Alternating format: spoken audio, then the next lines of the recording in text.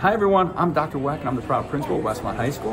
And today we get a chance to celebrate National Hispanic Heritage Month by having an all-school student assembly.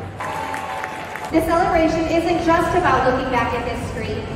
It's about recognizing how that history lives and breathes in all of us today. And it's also the story of so many of you, the students who bring your culture, your pride, and your voice into the school every day.